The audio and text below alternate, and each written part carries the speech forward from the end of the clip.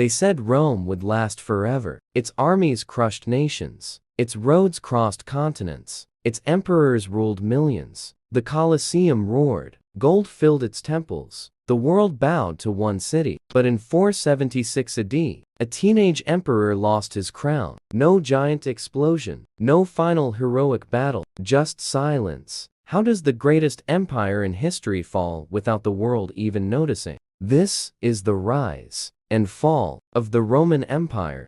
Have you ever wondered how one city, starting from a small settlement on the banks of the Tiber River, grew to become one of the most powerful empires the world has ever seen? And how, after centuries of dominance, it all came crashing down? Today, we are embarking on an epic journey through time to unravel the incredible story of the rise and fall of the Roman Empire. Our story begins in 753 BC, with the legendary founding of Rome by Romulus and Remus. For its first few centuries, Rome was a kingdom, ruled by a series of kings. But in 509 BC, the Romans had enough of tyranny. They overthrew their last king and established a republic. This was a revolutionary idea. Power was now in the hands of the people, represented by elected senators. This new form of government, the Roman Republic, would set the stage for centuries of expansion. The early republic was a tough place. Rome was constantly at war with its neighbors in Italy. But the Romans were disciplined, organized,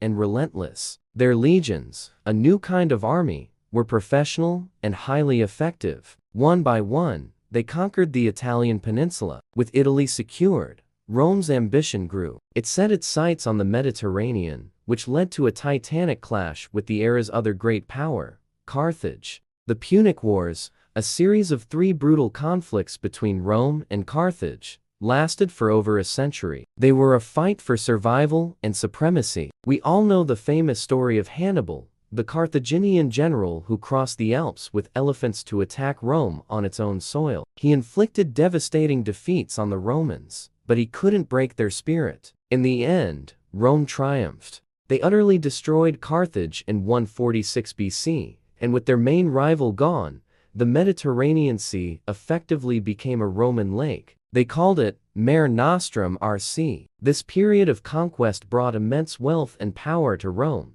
but it also sowed the seeds of its own destruction. The republic system, designed for a small city-state, began to buckle under the strain of managing a vast territory. The gap between the super-rich and the poor widened. Generals became powerful political figures, commanding armies loyal to them, not to the state. This led to a century of bloody civil wars. Out of this chaos, one man emerged supreme, Gaius Julius Caesar. A brilliant general and a clever politician, Caesar conquered Gaul, modern-day France, and became immensely popular. His rivals in the Senate feared his power and ordered him to disband his army. Caesar responded by famously crossing the Rubicon River with his legion, an act of treason that plunged the Republic into another civil war. He won, becoming the dictator of Rome, but his ambition was seen as a threat to the Republic. On the Ides of March, 44 BC, he was assassinated by a group of senators hoping to restore the old ways. But it was too late. The Republic was dead. Caesar's assassination only led to more conflict. From this power vacuum rose his adopted son, Octavian.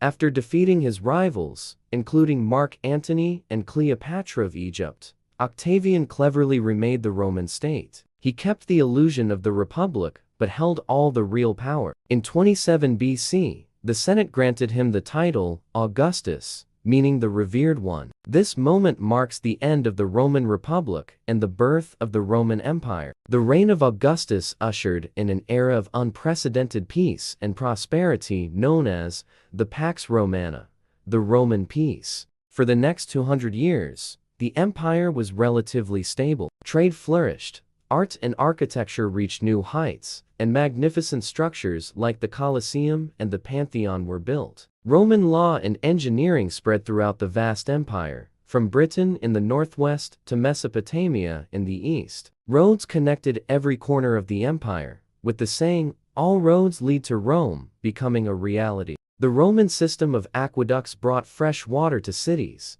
a feat of engineering unmatched for 1,000 years. But even at its peak, the empire faced challenges. The vast frontiers were expensive to defend. Emperors came and went. Some were wise and just, like Trajan and Marcus Aurelius, while others were notoriously cruel and unstable, like Caligula and Nero. Still, the system held together. The empire was a melting pot of cultures, languages, and religions. And it was into this world that a new faith, Christianity, was born and began to spread, often in the face of brutal persecution. By the 3rd century AD, the Golden Age was over. The empire entered a period known as the crisis of the 3rd century. It was a perfect storm of problems. Civil wars became constant as generals fought for the throne. The economy collapsed under the weight of hyperinflation and constant warfare. Barbarian tribes, like the Goths and Franks, began to breach the frontiers with increasing frequency. The empire was literally tearing itself apart. Emperors Diocletian and Constantine tried to save the sinking ship. Diocletian, realizing the empire was too big for one person to rule, split it into two halves, the Western and Eastern empires, each with its own ruler. This was meant to make it more manageable. Then came Constantine the Great. He not only reunited the empire for a time, but also made two momentous decisions. First, he moved the capital from Rome to a new city he named Constantinople, modern-day Istanbul. Second, he became the first Christian emperor and legalized Christianity, a move that would change the course of Western history forever. Despite these efforts, the Western Roman Empire continued to decline. The internal problems were just too deep. The economy was shattered, the political system was corrupt, and the military was overstretched and increasingly reliant on barbarian mercenaries who had little loyalty to Rome. The pressure from outside also intensified. Hordes of migrating peoples, pushed by the Huns from Central Asia,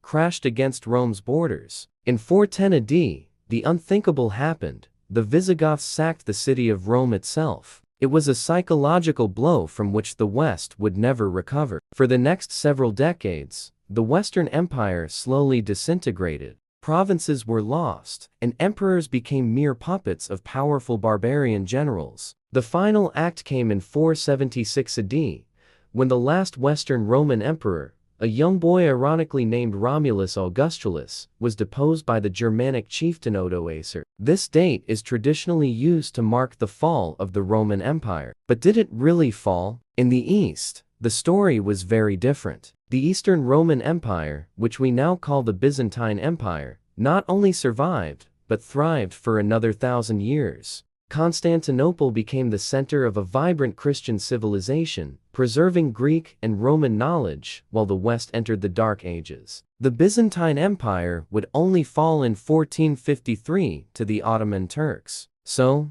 the fall of Rome wasn't a single event, but a long, complex process. It was caused by a combination of factors: political instability, economic collapse, overexpansion, and external pressures. The legacy of Rome, however, is all around us. Our languages, our laws, our architecture, and our ideas about government are all deeply influenced by the Romans. They built an empire that shaped the world, and its story serves as a timeless lesson in power, ambition, and the fragility of even the mightiest civilizations. Rome didn't fall in a single day. It weakened slowly, from power, from pride, from choices made behind closed doors. And that's the real question. Do empires collapse because of enemies outside the walls, or because of cracks already forming within? If you love powerful true history told like a story like this video, subscribe to Past Mist, and join us as we uncover the rise and fall of the world's greatest civilizations. Now tell me in the comments, was Rome destroyed, or did it destroy itself?